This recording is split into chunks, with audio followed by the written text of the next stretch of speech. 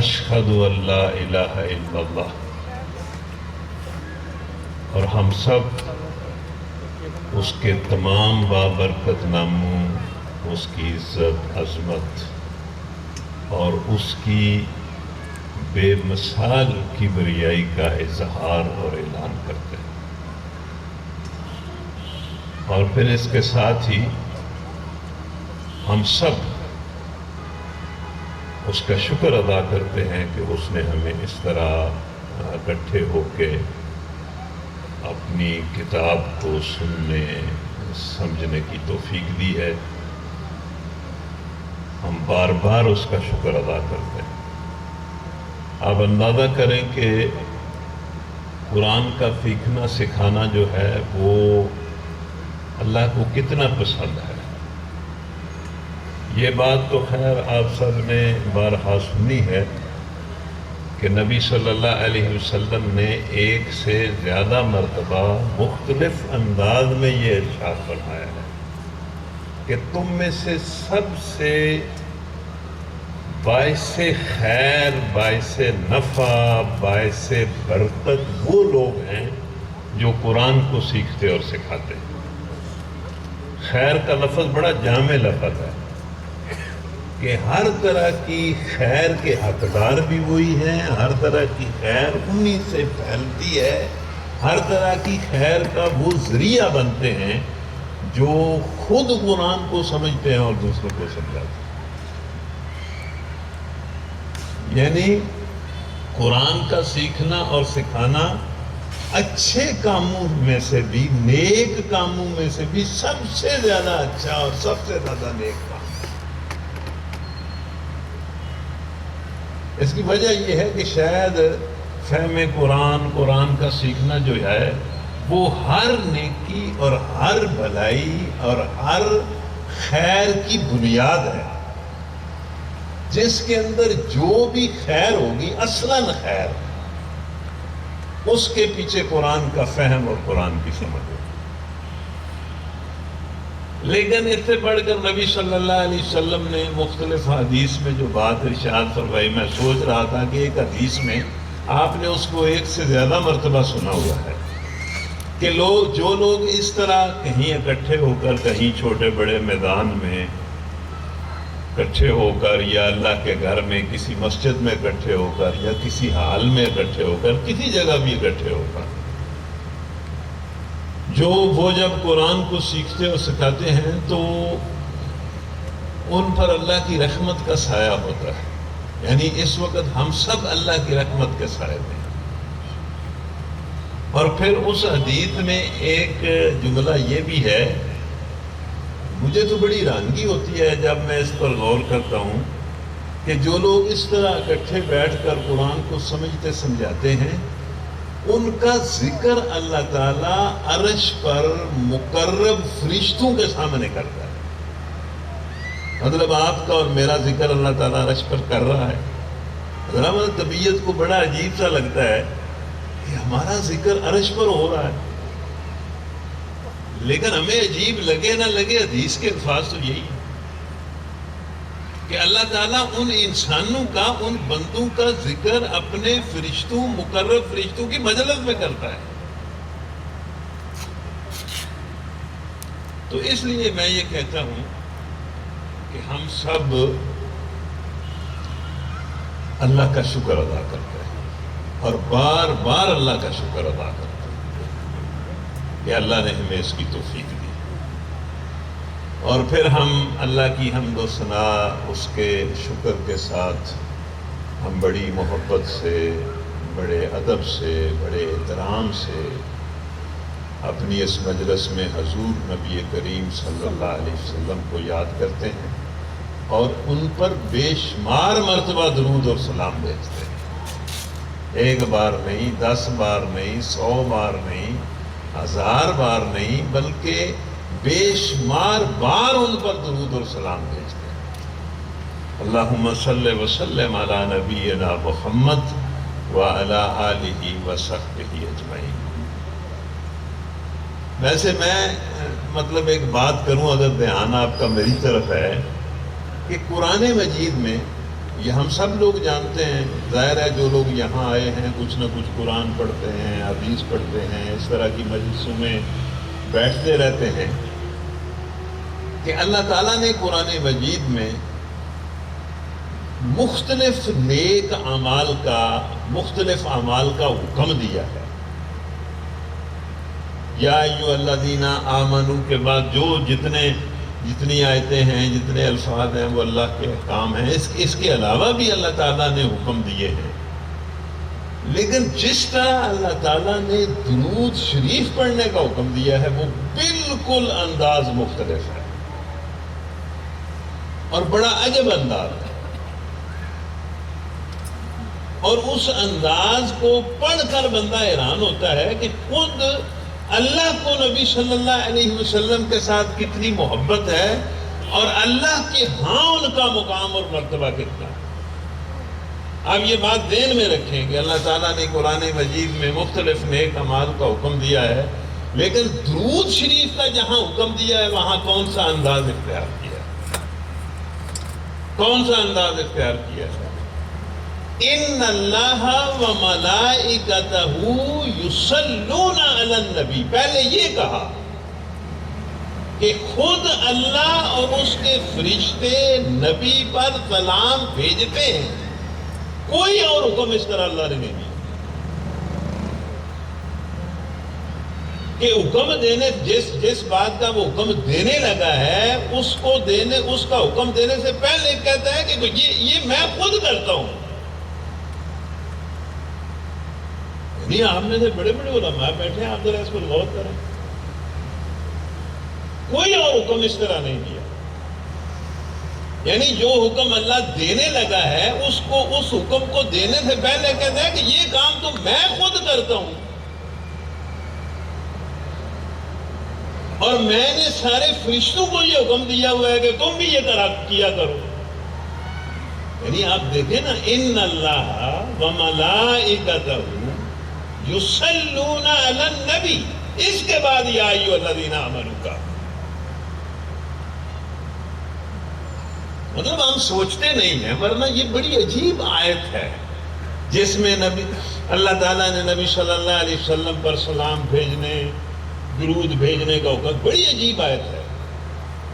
یہ کہنے کے بعد اللہ نے کہا کہ یا ایھا الذین آمنوا صلوا علیہ وسلموا تسلیما، اس میں بھی بڑا عجیب ہے پہلو ہے کہ جس کی طرف ہمارا دھیان نہیں جاتا۔ یہ جو ہے صلوا علیہ وسلموا تسلیما، اس میں چار لفظ ہیں جن میں 3 لفظوں میں یہ بات ہے کہ سلام بھیجے، یعنی خوب بار بار بڑی محبت سے ہر طرح، صرف زبان سے نہیں بلکہ جذبات سے، عمل سے، وفاداری سے، اطاعت سے، اثار سے، قربانی سے، ہر طرح نبی صلی اللہ علیہ وسلم پر درود و سلام بھیجے۔ یہ تفسیروں میں لکھا ہوا ہے کہ ہم تو درود اور سلام کو صرف اتنا سمجھتے ہیں کہ بس زبان سے درود شریف پڑھنا، درود بھیجنا ہے، نہیں، محبت کر کے، وفاداری کر کے، اثار کر کے، اطاعت کر کے، اتباع کر کے، جو کچھ انہوں نے کیا ہے وہ کر کے، ہر طرح سے ان پر درود اور سلام کریں۔ تو اس لیے اگر آپ کا دھیان مجھے اس بات کا بڑا خدشہ ہے کہ پتہ نہیں آپ کا دھیان دائم نہ ہو، یہ میں بار بار آپ کو یہ کہتا رہوں گا، اس کو فیل بھی نہیں کرنا۔ اگر آپ کا دھیان میری طرف ہے تو ہم سب اللہ کی حمد و ثنا کہتے ہیں، اس کا شکر ادا کرتے ہیں، اور بڑی محبت اور ادب سے نبی صلی اللہ علیہ وسلم پر درود و سلام بھیجتے ہیں۔ پھر ایک بہت اچھا موقع ہے، ہم اس موقع سے فائدہ اٹھاتے ہیں۔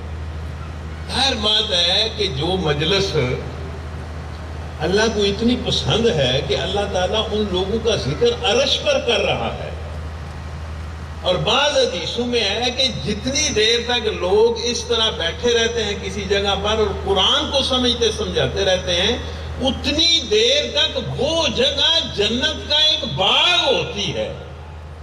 مطلب ہم جنت کے باغ میں بیٹھے ہیں،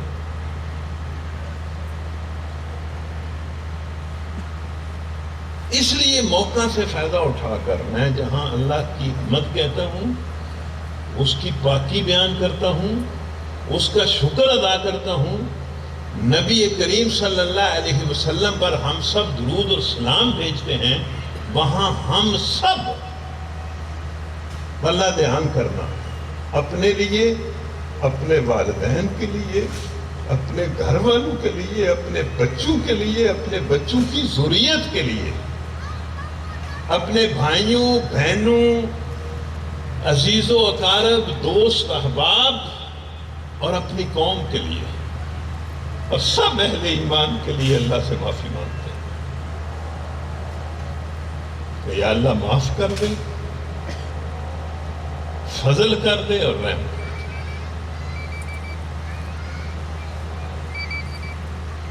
دے۔ اس کے بعد ہم اپنا سبق شروع کرتے ہیں، اور سبق سے پہلے ایک بات میں آپ سے کہنا چاہتا ہوں کہ یہ جو سننے سنانے کا عمل ہے نا، مثلا میں سنا رہا ہوں، آپ سن رہے ہیں، مطلب میں نے قرآن پڑھنا ہے، کوئی اپنی طرف سے تو بات کرنی نہیں، قرآن پڑھنا ہے، آپ نے قرآن سننا ہے۔ اصل تو قرآن ہے نا، جو مطلب ظاہر ہے قرآن کو ہم سیکھنے سکھانے کے لیے ہے، تو یہ جو سننے سنانے کا عمل ہے، اس کے فائدے کا تعلق، یہ ذرا دھیان سے سنیں، اس سننے سنانے کے کام کے فائدے کا تعلق سننے والے سے زیادہ ہے سنانے والے سے کم۔ سنانے والا کتنا ہی اچھا کیوں نہ ہو، نیک کیوں نہ ہو، صالح کیوں نہ ہو، متقی کیوں نہ ہو، حتیٰ کہ نبی ہی کیوں نہ ہو، اگر سننے والا سننے کا حق ادا نہ کرے تو کوئی فائدہ نہیں ہوگا۔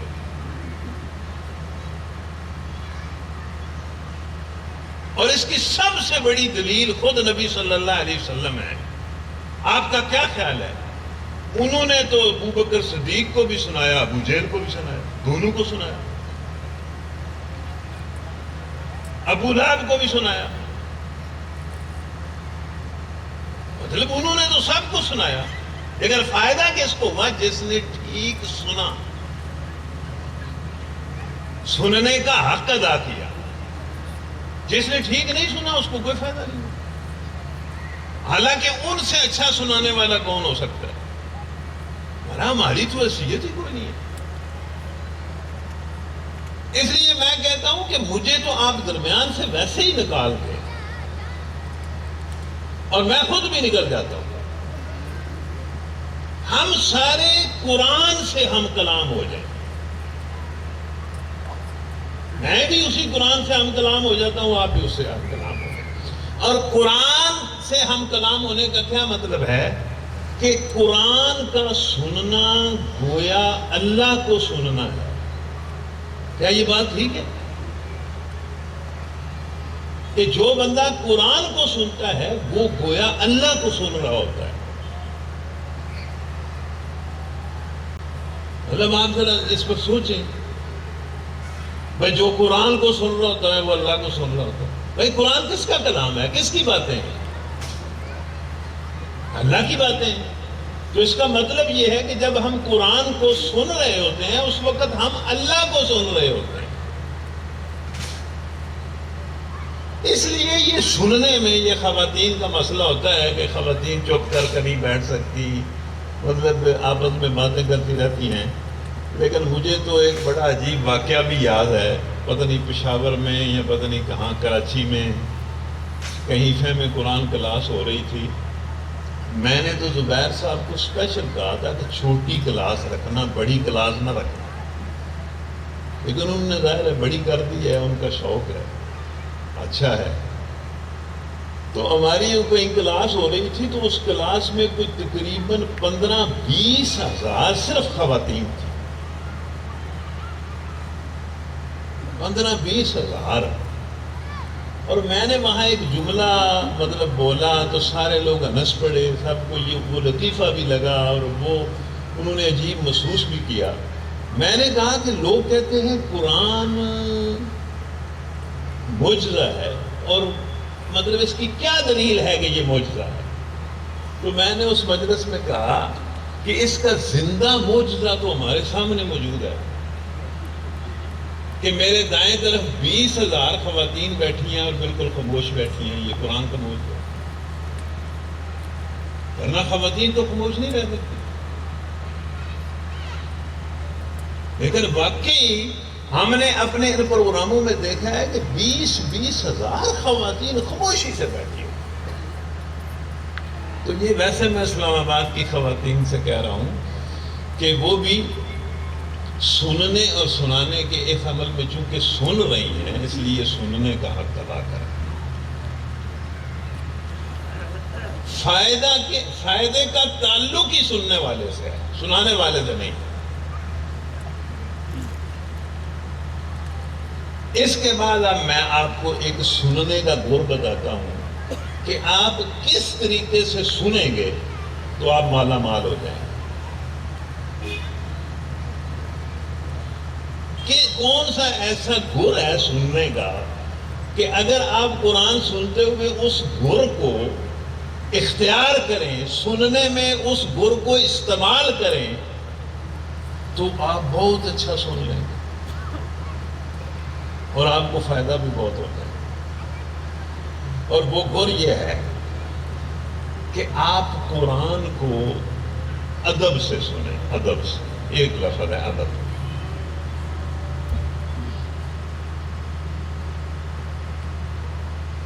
اب ادب کا لفظ جب میں بول رہا ہوں نا، تو آپ اپنے اندر ذرا ادب پیدا کرنے کی کوشش کریں۔ ادب آپ کو بالکل اس طرح جام کر دے گا، آپ کی گردن نہیں ہلنے دے گا، آپ کی توجہ نہیں بٹنے دے گا،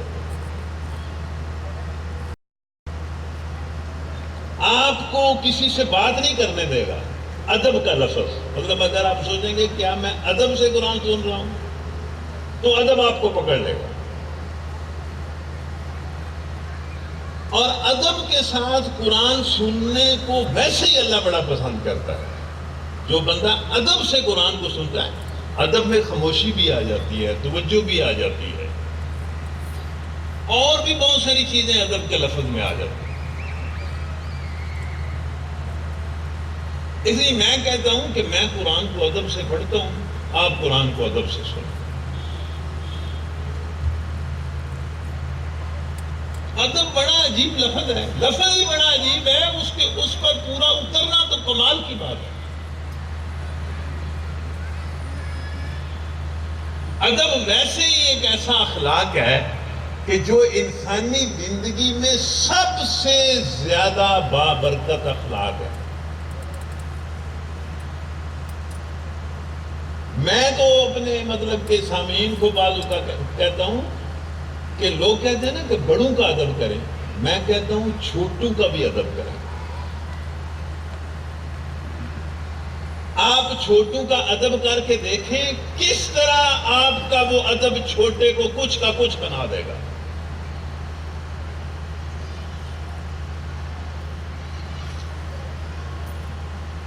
یہ پیار کیا ہے؟ یہ چھوٹے کا ادب ہے۔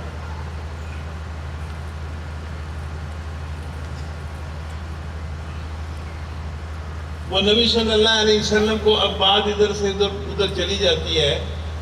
وہ نبی صلی اللہ علیہ وسلم کو ایک قبیلے کا سردار ملنے کے لیے آیا، اور نبی صلی اللہ علیہ وسلم نے جب اس کو دیکھا، جب وہ مجلس میں آیا تو نبی صلی اللہ علیہ وسلم اٹھ کھڑے ہوئے، اس کے ہاتھ میں ہاتھ ڈال لیا اور ساری مجلس کو چھوڑ کر اسے باہر لے گئے۔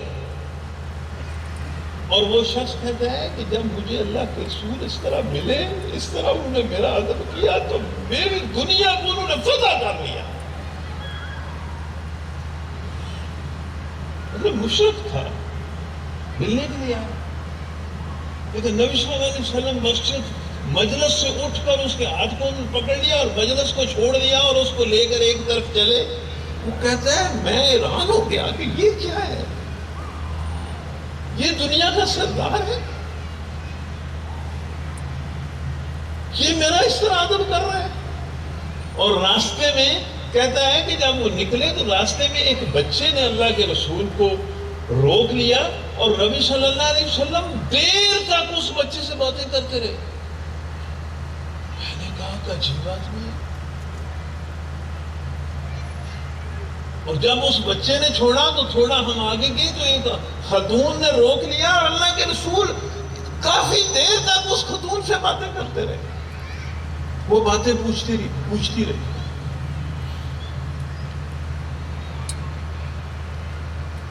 ادب بڑی زبردست چیز ہے.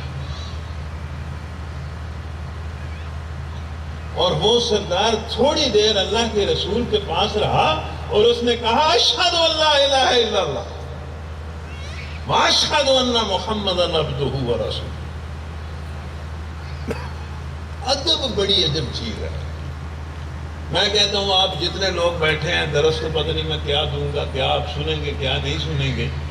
یہ بچیاں بہنیں بیٹھی ہوئی ہیں, آپ آج کے درس سے صرف یہ ادب کا لفظ لے کر اٹھ جائیں.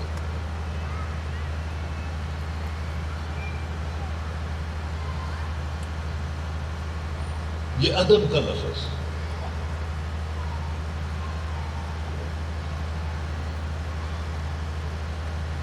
تو پتہ نہیں کیا ہو جائے گا. یکسر زندگی بدل جائے گی اور یک دم آپ اس ادب کی سیڑھی پر, عزت کی سیڑھی پر چڑھ جائیں گے, عزت کے چھت پر چڑھ جائیں گے. تو جو نے یہ تو بات ادھر سے ادھر ہو گئی. بات صرف میں یہ کر رہا تھا کہ قرآن کو ادب سے سنیں. اب میرے پاس پتہ نہیں وقت کتنا ہے. اب میں شروع کر رہا ہوں سبق کو. جتنا ہم نے پڑھ لیا اتنا ٹھیک ہے. کیوں جی ولی اللہ صاحب کتنا ٹائم ہے؟ اخیر کتنا ٹائم ہے؟ کدھر ہے؟ کتنا ٹائم ہے؟ 9:30 یا 10 یا 11 یا 12 یا 1؟ نہیں نہ بندے نہ زیادتی نہ کرو. یہ سنانے دا سٹیمنا زیادہ ہوندہ, سننے دا گھٹ ہوندہ. سنانے والا تے اپنی لائچ لگے ہوندہ. سننے والے بھی میرا خیال ہے 40-45 منٹ تو بعد بس ہو جائے.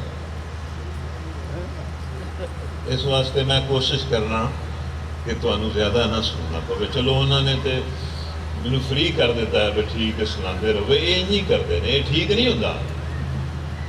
آداب میں سے ایک ادب یہ ہے کہ ٹھیک ٹائم پر کوئی کام شروع ہو اور جو وعدہ آپ نے کیا ہے اسی ٹائم پر وہ مکمل. جو آپ نے کمٹمنٹ کی ہے کسی اشتہار کے ذریعے یا زبانی, بالکل عین اس وقت پر پروگرام ختم. جہاں تک یہ درس کے فائدے کا اور نافائدے کا تعلق ہے, وہ تو میں کہتا ہوں ابھی تک میں نے جتنی باتیں کی ہیں ان کا ہی بڑا فائدہ ہے. ہم یہاں بھی بات ختم کر دیں تو اگر آپ سوچیں گے تو ابھی تک ہی بہت کچھ ہم نے سن لیا. لیکن چلیں ہم اپنا سبق شروع کرتے ہیں.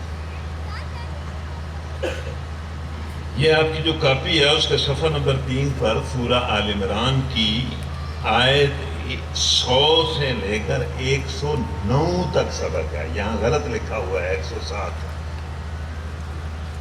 آگے آیات 109 تک ہے.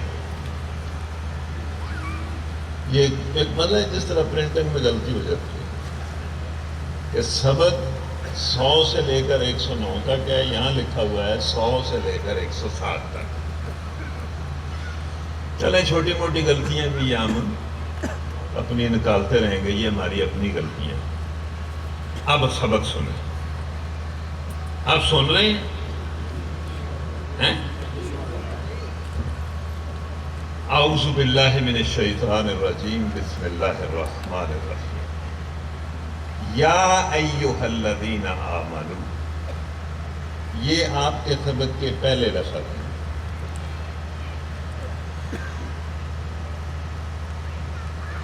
اس میں اللہ تعالیٰ نے سب اہل ایمان کو بالکل روبرو ہو کر پکارا ہے۔ یا کا لفظ اور ایوہا کا لفظ اس کے لیے بولا جاتا ہے جو سامنے بیٹھا ہوا ہو، یہ غیب کے لیے نہیں بولا جاتا۔ یعنی گویا اللہ تعالیٰ آپ کے روبرو آپ کو خطاب کر رہا ہے۔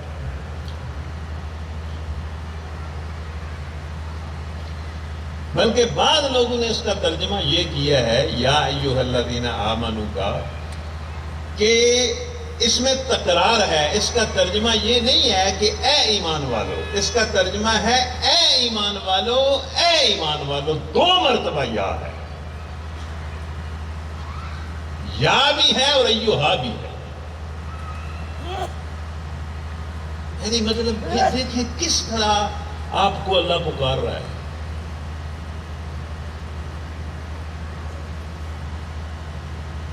اور روبرو ہو کے پکار رہا ہے، غیب کا صیغہ اس نے استعمال نہیں کیا۔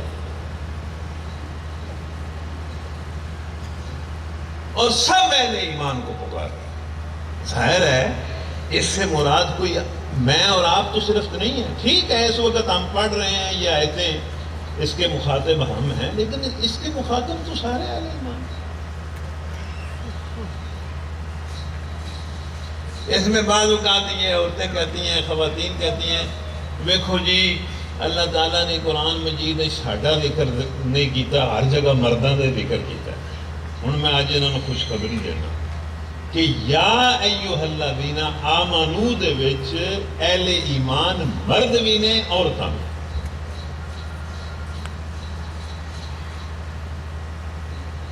کہ وہ کس طرح دیا نے کہ ساڈا ذکر گھٹ ہوا ہے، اللہ کے نال برابر کیتا ہے۔ بھائی یا ایھا الذین آمنوا سے صرف مال اہل ایمان مرد تو نہیں ہے، اہل ایمان عورتیں بھی ہیں، سارے اہل ایمان ہیں۔ اب سب اہل ایمان کو یا کے لفظ سے پکار کر اللہ کہہ کیا رہا ہے، اس کو سن لیں۔ میں آپ کو پھر تسلی دیتا ہوں کہ اگر جب زیادہ لمبا ہونے لگا نا تو میں چھوڑ دوں گا، آپ فکر نہ کریں، آپ توجہ پوری رکھیں۔ یا ایھا الذین آمنوا، خود بھی آپ اللہ کے روبرو ہو جائیں اور سنیں وہ کیا کہہ رہا ہے، اور یہ بھی ذہن میں رکھیں کہ وہ سب اہل ایمان کو کہہ رہا ہے۔ سادہ سی بات کر رہا ہے، کوئی اس میں ایسی بات نہیں ہے جس کے لیے کوئی بڑا علم چاہیے، کوئی بڑی ذہانت چاہیے، بڑی کوئی ذکاوت چاہیے، بڑا کوئی مطلب چاہے بندہ کو بڑا کوئی پڑھا لکھا ہو، اسلام آباد کا رہنے والا ہو، وہ بالکل دیہاتی ہو، اس نے کوئی مدرسہ بس کسی میں نہ اس نے پڑھا ہو، وہ بھی بالکل سادہ سی بات اللہ کر رہا ہے۔ کیا کہہ رہا ہے؟ ان تطیعوا فریقا من الذین اوتوا الکتاب، اگر تم نے اہل کتاب یعنی یہودی بھی اور عیسائی بھی ان کے کسی چھوٹے بڑے گروہ، مطلب ہے کہ مطلقاً یہ کہہ رہا ہے کہ اگر تم نے یہودیوں اور عیسائیوں کی اطاعت کی، اطاعت بھی کسی ایک کام میں نہیں، مطلقاً اطاعت ہے،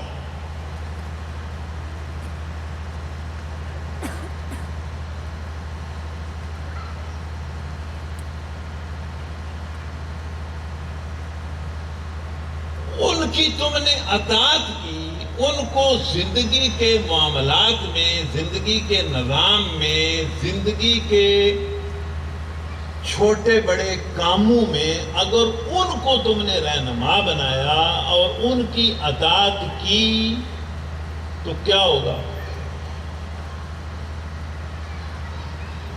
ویسے جی بڑی سخت بات ہے، اور بات بھی اتنی سادہ ہے کہ اس کے علاوہ اس کا کوئی اور مفہوم لیا بھی نہیں جا سکتا۔ بڑا کوئی زور لگائے تب بھی اس کا کوئی اور مفہوم نہیں لیا جا سکتا۔ اگر تم نے ان کی اطاعت کی، ان کے کسی بھی گروہ کی، مطلب امریکہ والے یہود و نصارہ کی تم اطاعت کرو اور یورپ والوں کی نہ کرو، یا یورپ والوں کی کر لو، یا کسی اور چھوٹے سے ملک کے یہود و نصارہ کو تم اپنا آئیڈیل مان لو، ان کی اطاعت کرو، مطلب مطلقاً تم نے اگر ان کی اطاعت کی، ان کے کسی بھی چھوٹے بڑے گروہ کی اطاعت کی، تو ہوگا کیا؟ یردوکم بعد ایمانکم کافرین، وہ تمہیں ایمان کے بعد کافر بنا دیں گے، تم مسلمان رہو گے۔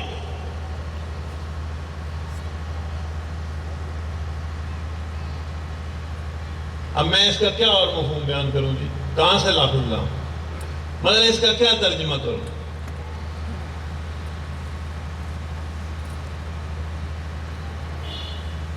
آپ دیکھیں نا اپنی قوم کو، اپنے سسٹم کو، اپنے حکمرانوں کو، اپنے نظام تعلیم کو، اپنے نظام عدالت کو، اپنے نظام معیشت کو، اپنے نظام سیاست کو، اپنے دیکھیں نا، اور اللہ کی بات سنیں نا۔ واللہ میں حیران ہوتا ہوں کہ لوگ، بڑے بڑے سمجھدار لوگ، ہمیں میں سے سمجھدار لوگ سٹیج پر کھڑے ہوتے ہیں اور یورپ اور امریکہ کی صفتیں کرنا شروع کرتے ہیں اور کہتے ہیں ان کا یہ نظام، ان کا یہ نظام، ان کا یہ نظام، ان کی کیا بات، ان کی کیا بات، ان کی کیا بات۔ اور بالکل ہماری طرح کے لوگ، جو جس قبیل میں سے میں ہوں، میں ان کی قبیل کے لوگ یہ کہتے ہیں کہ اس طرح کرو گے تو پھر سسٹم چلے گا، پھر نظام چلے گا، پھر تعلیم ہوگی، پھر یہ ہوگا۔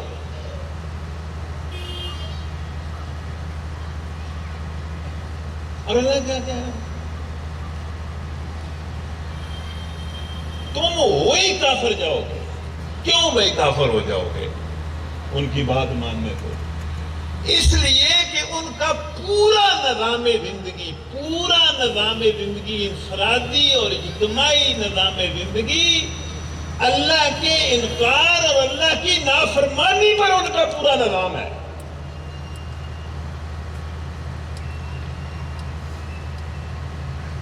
اور پھر وہ تمہارے بارے میں یہ چاہتے ہیں کہ تم بالکل انہی کی طرح ہو جاؤ۔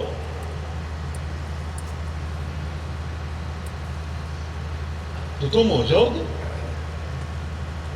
اگر تم ان کے پیچھے چلو گے، ان کی بات مانو گے، تو تم کافر ہو جاؤ گے جس طرح وہ کافر ہو۔ اچھا جی، آپ خود بتائیں، اس کی کوئی تشریح کی ضرورت ہے؟ اس کی کوئی وضاحت کی ضرورت ہے؟ میں تو کئی مرتبہ لوگوں کو کہتا ہوں کہ واللہ میں اس پر گواہ ہوں، میری زندگی کا، اب تو زندگی آخر میں چلی گئی ہے، میں بالکل اس پر گواہ ہوں کہ قرآن مجید پر کوئی درس، قرآن مجید کی کوئی تفسیر، قرآن مجید کا کوئی ترجمہ قرآن کے متن کا مقابلہ نہیں کر سکتا۔ متن جتنی بات کی وضاحت خود کرتا ہے، کوئی تفسیر نہیں کر سکتا۔ اور متن کیا کہہ رہا ہے؟ متن اپنی بات واضح کر رہا ہے۔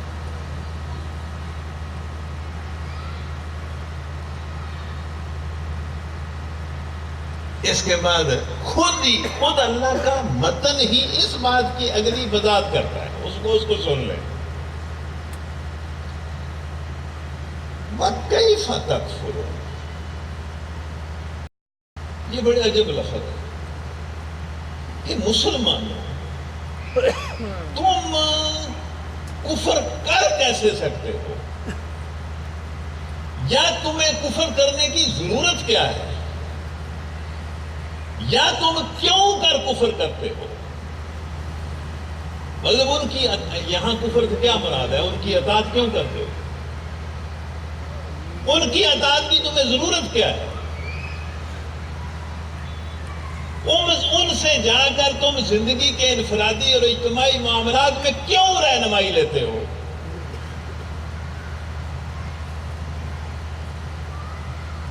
کیا تمہیں ضرورت ہے؟ وَأَنْتُمْ تُتْلَى عَلَيْكُمْ آیات اللہ وَفِيكُمْ رسول، جبکہ تم پر قرآن کی آیتیں پڑھی جاتی ہیں اور تم میں اللہ کا رسول موجود ہے۔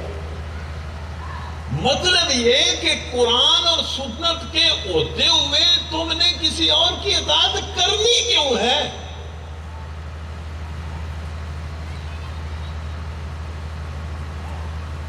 جو نظام ہم نے زندگی کا، انفرادی اور اجتماعی زندگی کا ہر دائرے میں قرآن اور سنت میں دیا ہے،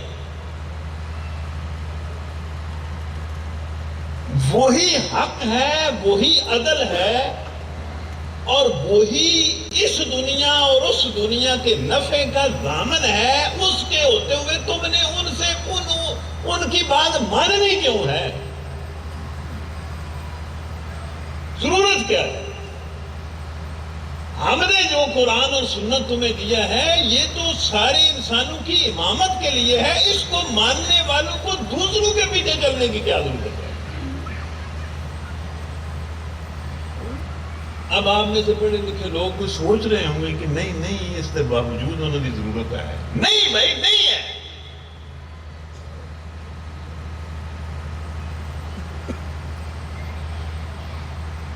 قرآن مجید میں ایک جملہ ہے، ذرا اس پر سوچنا، اس پر ذرا غور کرو۔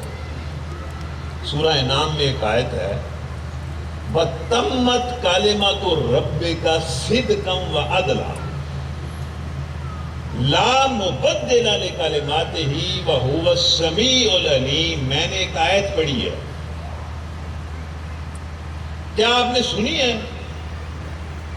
وَتَمَّتْ كَلِمَةُ رَبِّكَ صِدْقًا وَعَدْلًا لا مبدل لکلماتہ وہو السمیع العلیم۔ میں تو کہہ رہا ہوں کہ آپ تو وہ لوگ بیٹھے ہیں جو قرآن پڑھ کے، آپ نے کبھی اس آیت پر غور کیا؟ اللہ نے اس آیت میں کہا ہے کہ اللہ کے کلمے، اللہ کی باتیں، اللہ کی تعلیمات، اللہ کے احکام سچائی اور عدل کے اعتبار سے مکمل ہے۔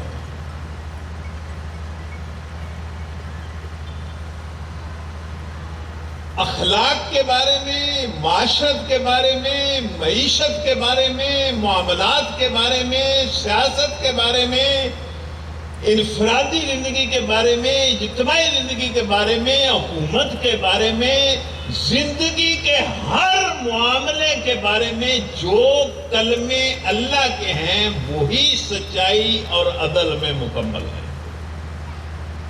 ان کے علاوہ جو کچھ ہے وہ جھوٹ ہے اور ناانصافی ہے۔ اب جن کے پاس سچائی اور عدل کے مکمل کلمے ہیں ان کو کیا ضرورت ہے کہ وہ کسی اور سے جا کر کچھ پوچھیں؟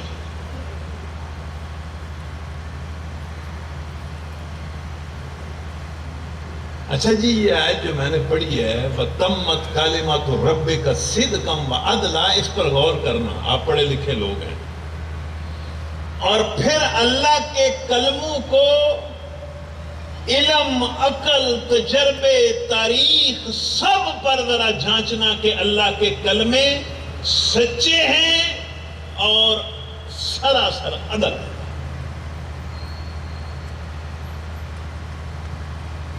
مثلا ایک میں مثال دیتا ہوں کہ سود، اللہ نے کہا ہے کہ سود انسان کے لیے نافع نہیں ہے۔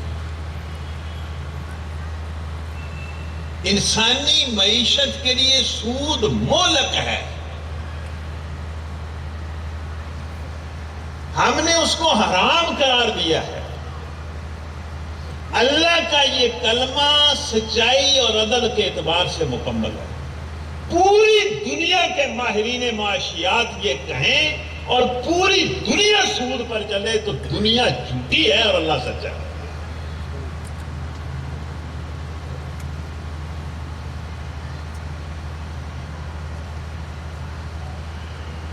اللہ اگر کہتا ہے کہ عورتوں کو پردہ کرنا چاہیے،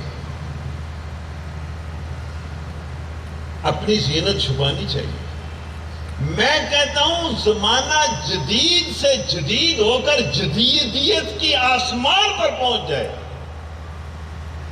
اور کہے کہ نہیں، عورت کو اپنی زینت چھپانے کی ضرورت نہیں ہے، تو اس سے سارا زمانہ جھوٹا ہے اور میرا اللہ سچا ہے۔ اللہ کا کلمہ سچائی اور عدل کے اعتبار سے مکمل ہے۔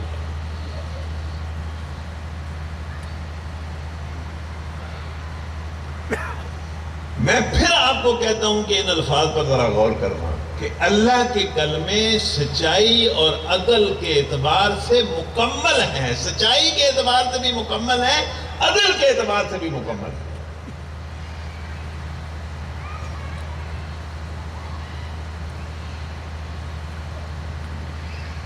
پھر آگے الفاظ ہیں لا مبدل لکلماتہ۔ اہل علم حضرات بیٹھے ہیں، اس کا ترجمہ تقریباً ہر مترجم نے یہ کیا ہے کہ اس کے کلموں کو کوئی بدل نہیں سکتا۔ یہ ٹھیک ترجمہ ہے، لیکن ایک مترجم نے اس کا بہت اور ترجمہ کیا ہے، اور میں کہتا ہوں کہ پہلا ترجمہ ٹھیک ہونے کے باوجود دوسرا ترجمہ کمال کا ترجمہ ہے جو عبد الماجد دریابادی نے کیا ہے۔ انہوں نے کہا ہے کہ وَتَمَّتْ كَلِمَةُ رَبِّكَ صِدْقًا وَعَدْلًا، اللہ کے کلمے سچائی اور عدل کے اعتبار سے مکمل ہیں، لا مبدل لکلماتہ، اس کے کلموں کا کوئی بدل ہے ہی، ہو ہی نہیں سکتا، اس کے کلموں کا کوئی بدل ہو ہی نہیں سکتا۔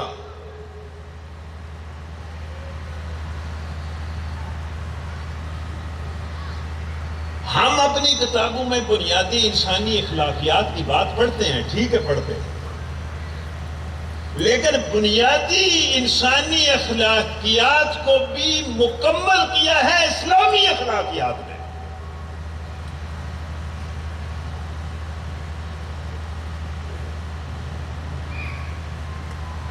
انسانی فطرت کی جو، انسانی ضمیر کی جو سچی آوازیں ہیں، ان کو بھی اللہ کی تعلیمات نے مکمل کیا ہے۔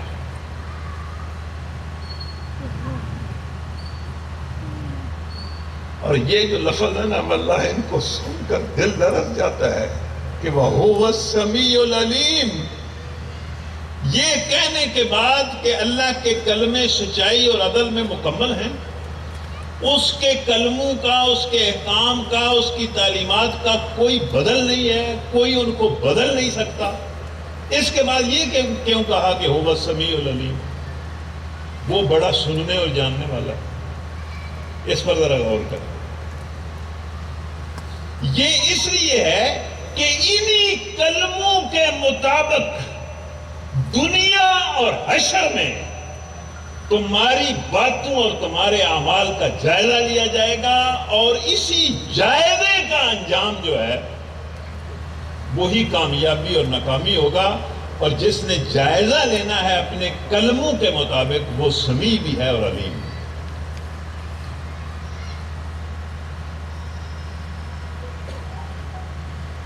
اس لیے اللہ کہتا ہے کہ مسلمانوں، اے اہل ایمان، خواہ تم سعودی عرب سے تعلق رکھتے ہو، پاکستان سے تعلق رکھتے ہو، مطلب جہاں سے بھی تعلق رکھتے ہو، مطلب کس طرح تم یہود و نصارہ کی اطاعت کر کے کافر ہو رہے ہو، تمہیں یہ کافر ہونے کی ضرورت کیا ہے، جبکہ تمہارے پاس قرآن بھی ہے اور سنت بھی ہے۔ فیکم رسول، تمہارے درمیان رسول ہے، مطلب جس وقت یہ آیتیں نازل ہوئی تو وہ اس وقت تو رسول موجود تھے، اب بھی موجود ہیں ایک لحاظ سے کہ ان کا پورا نظام، ان کی تعلیمات موجود ہیں۔ قرآن اور سنت کے ہوتے ہوئے تم کیوں ان کی اطاعت کرتے ہو اور کفر کرتے ہو؟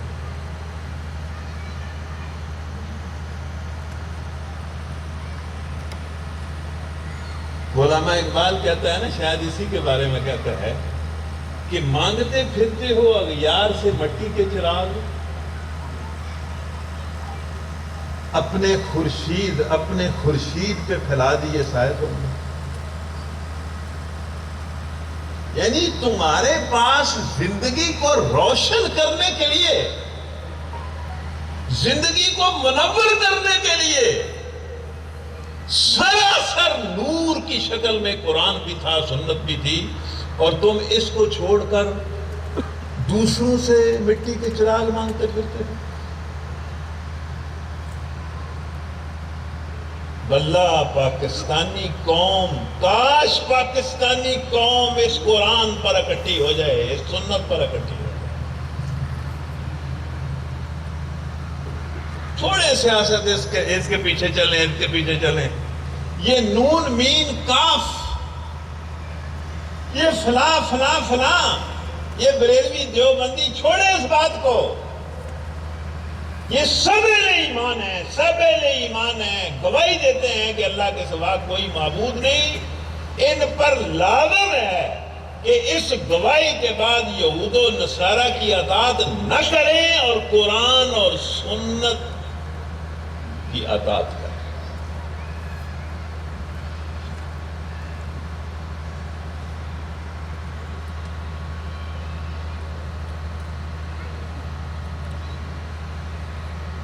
وَمَن يَعْتَصِم بِاللَّهِ فَقَدْ هُدِيَ إِلَىٰ صِرَاطٍ مُسْتَقِيمٍ. مزید بات کی، مزید سمجھایا کہ جو اس قرآن و سنت کے ساتھ، اس کی بتائی ہوئی راہ کے ساتھ، جو اللہ کے ساتھ جڑے گا، اس دین کے ساتھ جڑے گا، اسے ہی سیدھی راہ دی جائے گی، دوسرے کو نہیں دی جائے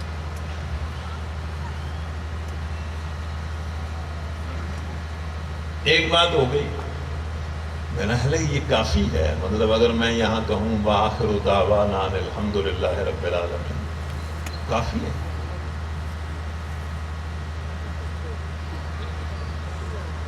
کافی ہے.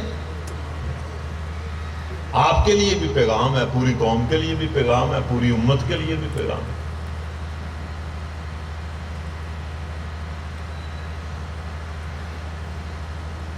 پوری امت کے لیے بھی پیغام ہے. بھائی امت اگر اللہ اور اس کے رسول پر ایمان رکھتی ہے، قرآن پر ایمان رکھتی ہے، تو قرآن کی آواز پر لبیک کہے.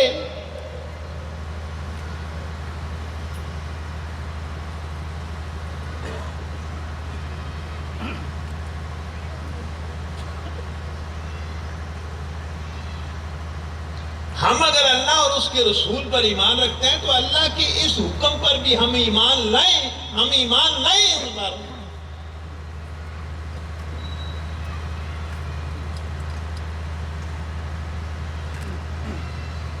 دوبارہ اللہ نے کہا، یہ آیتیں شاید زیادہ اہم ہیں، اس لیے اللہ تعالیٰ نے پھر یا ایھا الذین آمنوا کہا. مطلب یہ آیتیں کافروں سے مخاطب کر کے اللہ نے نہیں بیان کی، مسلمانوں سے اللہ نے خطاب کیا ہے، اہل ایمان سے خطاب کیا ہے. دوبارہ اللہ نے کہا یا ایھا الذین آمنوا اتقوا اللہ. اے اہل ایمان، یہود و نصارہ کی بات ماننا تو دور کی بات ہے،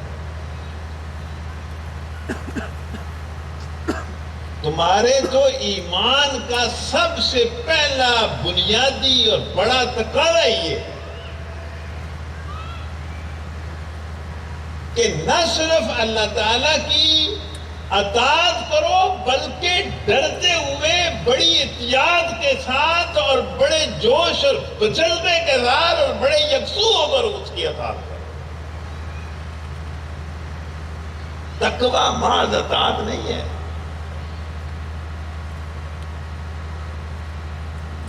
بلکہ مطلب اطاعت کے اندر جتنی مطلب اعلیٰ شرائط ہیں، ان شرائط کے ساتھ اطاعت ہے.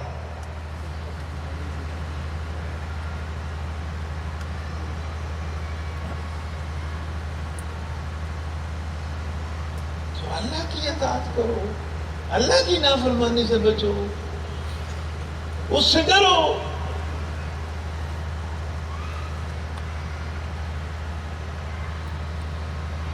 حق کا تقاتے ہی، اور اس طرح اس کا مزید اس میں زور دیا۔ خود تقویٰ کے لفظ کے اندر بھی زور ہے، لیکن مزید زور دیا کہ اس طرح اس کا تقویٰ کرو جس طرح تقوی کا حق ہے۔ اور تقوی کا حق کیا ہے؟ خود ہی تک اس کا حق بھی بتا دیا۔ مثلا یہ قرآن کا جو متن ہے نا، کبھی لوگ آنکھیں کھول کر متن کو پڑھے نا تو تفسیریں تو بہت پیچھے رہ جاتی ہیں۔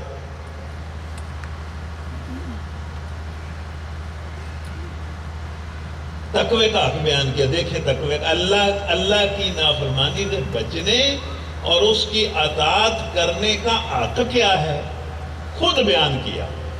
حق یہ ہے وَلَا تَمُوتُنَّ إِلَّا وَأَنْتُمْ مُسْلِمُونَ، وَلَا تَمُوتُنَّ إِلَّا وَأَنْتُمْ مُسْلِمُونَ، تمہیں موت نہ آئے مگر اس حال میں کہ تم اسی کے مسلم ہو، اسی کے اطاعت گزار ہو، اسی کے سامنے جھکے ہوئے ہو، اس کے سامنے حالت سجدہ میں ہو۔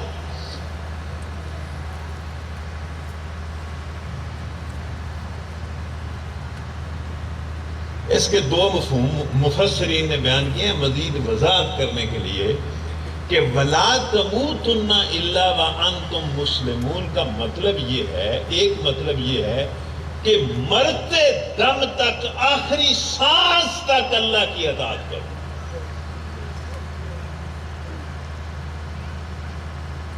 ایک سانس بھی اس کی نافرمانی میں نہ لو۔ اور اس کا دوسرا مطلب کچھ لوگوں نے بیان کیا ہے کہ مر جاؤ مگر اللہ کی نافرمانی نہ کرو۔ موت کو قبول کر لو، اللہ کی نافرمانی کو قبول نہ کرو۔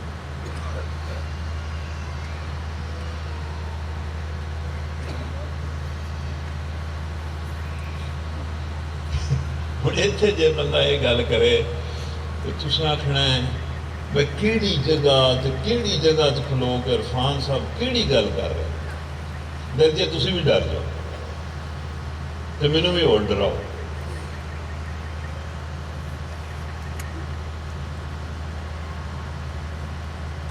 مثلا کیا اس کا یہ مطلب نہیں ہے؟ مطلب کہ بھائی مر جاؤ، اللہ کی نافرمانی نہ کرو۔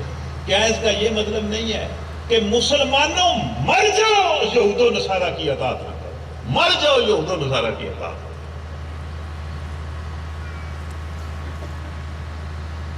بڑی نازک جگہ ہے نا جہاں پر یہ کہا جا رہا ہے۔ بھائی زیادہ سے زیادہ ماری جاؤ گے نا تو اللہ تو کہہ رہے ہیں کہ میری اطاعت کا تو حق ہی یہ ہے کہ مر جاؤ لیکن میری اطاعت پر سودا نہ کرو، میری فرما برداری پر سودا نہ کرو۔ اور یہود و نصارہ کی اطاعت کو خود اس نے کفر کہا ہے، اپنا کفر کہا ہے۔ تو کیا یہ مطلب لیتے ہوئے آپ کو ڈر لگتا ہے یا آپ کو مطلب یہ مطلب نہیں سمجھ آتا کہ بھائی مر جاؤ لیکن ان کی اطاعت نہ کرو؟ ان کی اطاعت تو کفر ہے۔ ہوں دسو کتنے کھلوتے ہو تو کتنے؟ قرآن کتنے ہوئے تو تسی کتنے ہو؟ فاصلہ کتنا ہے؟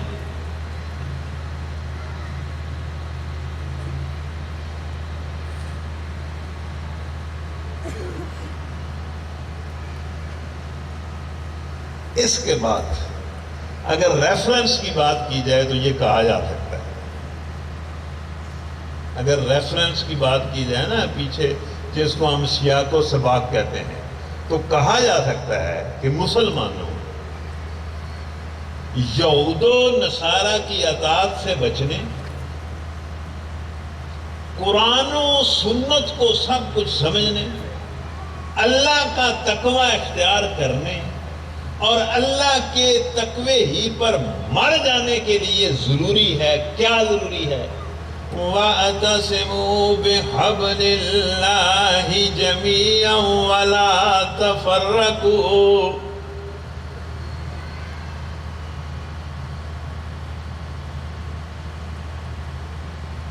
سب مل کر اس قرآن کے ساتھ جڑ جائے اور قرآن کے ساتھ جڑنے کے معاملے میں کوئی تفرقہ نہ کرے.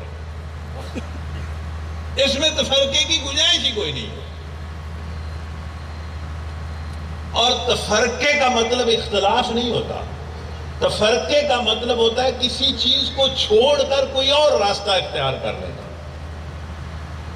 اس قرآن کو پکڑ لو، قرآن کے علاوہ کسی اور راستے کو اختیار نہ کرو. لوگ جب یہ آیت سنتے ہیں اور پڑھتے ہیں تو انہیں یہ بریلوی، دیوبندی، شیعہ، سنی، اہل حدیث یاد آ جاتے ہیں. بھائی تفرقوں کا تو یہ مطلب ہی نہیں ہے. تفرقوں کا مطلب یہ ہے کہ تم قرآن مجید کو پکڑ لو اور قرآن مجید کو چھوڑ کر کسی اور راستے کو، سیکولرزم کو اور یہود و نصارہ کی اطاعت کو اختیار نہ کرو. یہ تفرقہ ہے. یہ جو مسلکی اختلافات ہیں یہ تو اس طرح کا تفرقہ نہیں ہے. وہ ایک حد تک یہ بھی ناپسندیدہ ہے. ایک دائرے میں تو یہ اختلاف جائز ہے، دوسرے دائرے میں یہ بھی ناپسندیدہ ہے. جب یہ اختلاف تفرقے کی شکل اختیار کر جائے تو وہ ناپسندیدہ ہے. لوگ کہتے ہیں جی انہوں نے تفرقہ کیا ہے مولویوں. میں کہتا ہوں پاکستان میں سب سے بڑا تفرقہ سیکولرزم، بے دین لوگوں نے کیا، جنہوں نے دین کو اصل سے چھوڑ دیا ہے. اور جب قرآن کو چھوڑ دیں گے تو تفرقہ خود کو، مطلب تو قرآن کو چھوڑنا تفرقہ ہی ہے.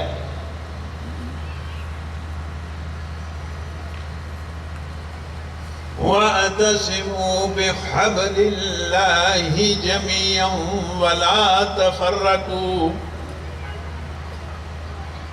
اس کو چھوڑ کر کوئی راہ اختیار نہ کرو. اور پھر کہا کہ سب کے سب اس قرآن کو پکڑ لو. میں تو اسی لیے کہتا ہوں کہ جماعت اسلامی کو تو قرآن کے ابلاغ کا بہت بڑا کام کرنا چاہیے، بلکہ یہی کرنا چاہیے. اور ساری قوم کو اس قرآن کے ساتھ جوڑ دینا چاہیے. جڑ جائے گی، جڑ جائے گی.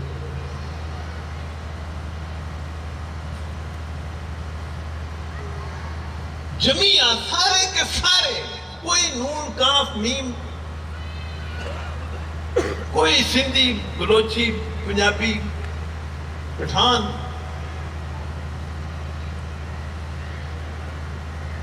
کچھ نہیں، سب کے سب. اور قرآن پر ہی جڑیں گے، کسی اور چیز پر نہیں جڑیں گے.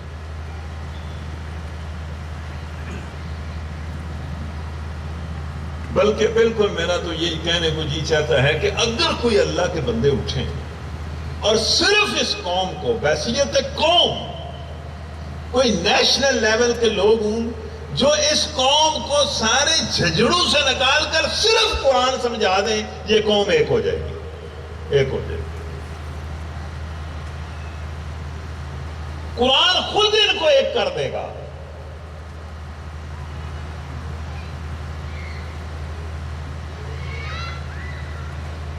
پھر اللہ کہتا ہے کہ قرآن کے اندر تو ایک کرنے کی بڑی صلاحیت ہے. سب سے زیادہ صلاحیت ہے قرآن کے اندر لوگوں کو ایک کرنے کی. کسی رنگ پر، کسی نسل پر، کسی زبان پر، کسی حکمت عملی پر، کسی مسلک پر انسان جمع نہیں ہو سکتے، مسلمان جمع نہیں ہو سکتے، قرآن پر جمع ہو سکتے.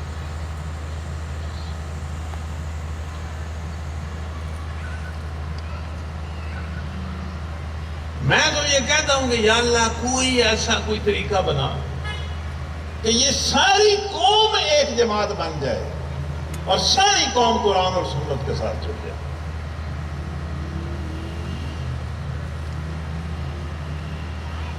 دینی جماعتوں کا تو ایجنڈا یہ ہونا چاہیے کہ انہوں نے ساری قوم کو ایک کرنا ہے اور قرآن پر ایک کرنا ہے، سنت پر ایک کرنا ہے. وَاذْكُرُوا نِعْمَةَ اللَّهِ عَلَيْكُمْ إِذْ كُنْتُمْ أَعْدَاءً فَأَلَّفَ بَيْنَ قُلُوبِكُمْ فَأَصْبَحْتُمْ بِنِعْمَتِهِ إِخْوَانًا. اب یہ جو نعمت کا لفظ ہے نا، اس ایک آیت میں یہ لفظ 2 مرتبہ استعمال ہوا ہے. بعض نے کہا کہ اس نعمت سے مراد قرآن ہے، بعض نے کہا کہ اس نعمت سے مراد قرآن کے نتیجے میں ہونے والا اتفاق اور یکجہتی اور بھائی چارہ ہے. دونوں مطلب ہو سکتے ہیں. نعمت سے مراد قرآن بھی ہو سکتا ہے اور قرآن کے نتیجے میں اللہ نے سال ہاں سال نسل در نسل جو لوگ ایک دوسرے کے کی گردنیں کاٹتے تھے ان کو بھائی بنا دیا، اور وہ مل کر سیسا پلائی ہوئی دیوار بن کر وہ اللہ کی راہ میں لڑے. جن کی نسلیں برباد ہو گئی تھی آپس کی لڑائیوں میں. کوئی لڑائیاں نہیں ہیں، کوئی مسئلہ نہیں. سارے اختلافات کو، سارے تفاوت کو، میں کہتا ہوں یہ جو مطلب اسلام کا ذہن رکھنے والا لیڈر ہے نا، اس کو تو اس طرح بات ہی نہیں کرنی چاہیے کہ وہ جماعت اس طرح، وہ جماعت اس طرح، وہ فرقہ اس طرح، وہ مسلک اس طرح، وہ انج کر گیا، وہ انج کر گیا. قرآن لوگوں کو سمجھائیں اور قرآن پر لوگوں کو اکٹھا کریں، جمع کریں.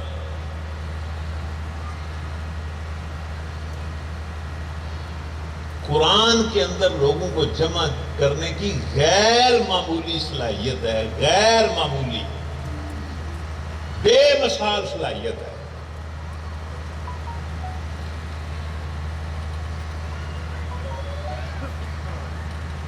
وَكُنْتُمْ عَلَى شَفَا حُفْرَةٍ مِّنَ النَّارِ. قرآن پر لوگ جمع ہوتے ہیں تو بھائی بھائی بن جاتے ہیں، اور قرآن سے لوگ الگ ہوتے ہیں تو دنیا کے انتشار اور تفرقے اور آپس کی دشمنی کی آگ سے ہوتے ہوئے جہنم کی آگ میں پہنچ. اس وقت بالکل دنیا قرآن سے اگر دور ہے تو بالکل دنیا بھی لوگوں کے لیے جہنم بنی ہوئی ہے، جہنم بنی ہوئی ہے. اور ویسے بھی جہنم کے کنارے پر کھڑے. تو قرآن تو لوگوں کو مطلب عجیب نشہ ہے قرآن کے اندر کہ وہ لوگوں کو مطلب اس طرح بے نیاز کر دیتا ہے اللہ کے سوا سے، اور اس طرح لوگوں کو جوڑ دیتا ہے کہ لوگ بھائی بھائی بن جاتے ہیں اور دنیا کی آگ سے بھی بچ جاتے ہیں، آخرت کی آگ سے بھی بچ جاتے ہیں.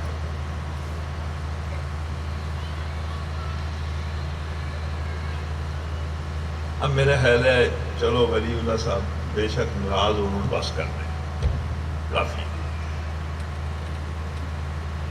آنکھوں دیتے اتنی گل شروع کر لاں گے، آنکھوں دیتے اگلا سبق شروع کر لاں. اس کے بعد جو الفاظ ہیں اس آیت کے وہ سن لیں. كَذَلِكَ يُبَيِّنُ اللَّهُ لَكُمْ آيَاتِهِ لَعَلَّكُمْ تَهْتَدُونَ. اس طرح اللہ تعالیٰ اپنی آیتیں، اپنے کلمے، اپنی باتیں کھول کھول کے بیان کرتا ہے. یہ جو 3 آیتیں آپ نے سنی ہیں، کتنی اس نے کھول کھول کر بیان کی. پتہ نہیں لوگوں کو قرآن کی سمجھ کیوں نہیں آتی. کون سی بات ہے جو سمجھ نہیں آتی؟ کذالک، اس طرح اللہ تعالیٰ اپنی آیتیں کھول کھول کر بیان کرتا ہے. اچھا یہ جو ہے نا تمت کلمۃ ربک صدقا وعدلا، کہ اللہ کے کلمے سچائی اور عدل کے اعتبار سے مکمل ہیں. اللہ کے کلموں کی ایک شان یہ ہے کہ وہ بالکل 2 + 2 4 کی طرح واضح اور غیر مبہم، ان میں کوئی بہام نہیں ہے، کوئی بہام نہیں ہے. اللہ کے حکم، کسی حکم میں کوئی بہام نہیں ہے. میں آپ کو ایک لطیفہ سناتا ہوں کہ اب تو ایک عرصے سے ہم نے یہ کام، اس میں کچھ تعطل آیا ہوا ہے، میں اس طرح نہیں جاتا، یہ بڑے عرصے بعد اسلام آباد میں آیا ہوں. ایک وقت وہ تھا کہ تقریباً 12 سال میں پاکستان کے شہروں میں گھومتا رہا، اور کراچی سے لے کر پشاور تک کوئی قابل ذکر شہر نہیں ہے پاکستان کا جس میں نہیں گیا. اور گراؤنڈوں میں، پارکوں میں بڑے بڑے مطلب اس طرح کی کلاسیں ہوئیں. مطلب اگر یہ کہا جائے کہ ان دنوں کوئی پتہ نہیں 25-30 لاکھ لوگوں تک ہم پہنچے تو اس میں شاید مبالغہ نہیں ہوگا. کسی ایک بندے نے مجھ سے قرآن کی تدریس کے بارے میں سوال نہیں کیا. یعنی جو قرآن پڑھایا ہے نا اس کے بارے میں کسی نے سوال نہیں کیا. اس کا مطلب یہ ہے کہ قرآن اپنی بات سمجھانے میں اتنا بے مثال ہے کہ اس کی بات ہر سننے والا سمجھ رہا ہوتا ہے، کوئی اس میں ابہام نہیں ہوتا. اگر کسی نے کوئی سوال کیا تو اس تدریس سے ہٹ کر کسی نے سوال کیا، اس تدریس کے متعلق کوئی سوال. اتنا بین کلام ہے، اتنا بین کلام ہے. اور بیک وقت میں حیران ہوا ہوں کہ مثلا 50,000 یا 40,000 بندے میرے سامنے ہیں جن میں بیک وقت ایک بندہ جو بالکل ان پڑھ ہے اور مزدوری کرتا ہے وہ بھی بیٹھا ہے، اور PhD بھی بیٹھا ہے، اور دونوں نے قرآن کو یکساں سمجھا. دونوں نے یکساں سمجھا، وہ بھی سمجھ گیا، وہ بھی سمجھ گیا.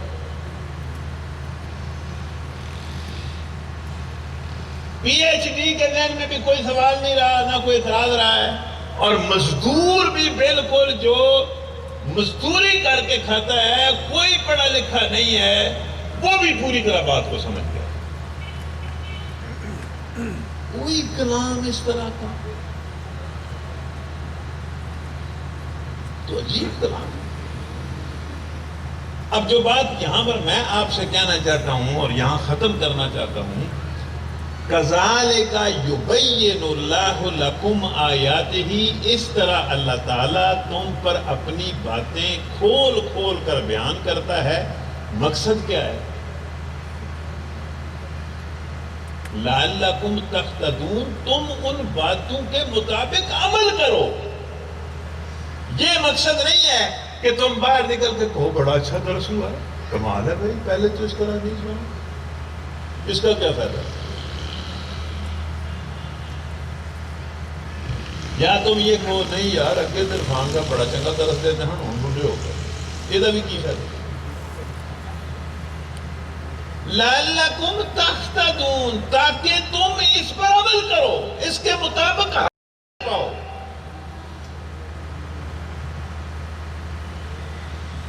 مثلا آپ مسلمان ہیں، کتنے عرب مسلمان دنیا میں اللہ ہی جانتا ہے، پتہ نہیں کتنے ہیں،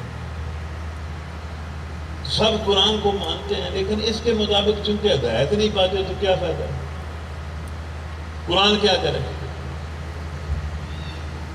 قرآن تو ہدایت کے لیے ہے، عمل کے لیے ہے، کہ اپنی زندگی اس کے مطابق بناؤ.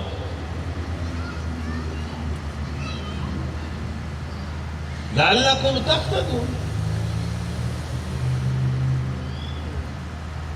وآخر دعوانا الحمدللہ.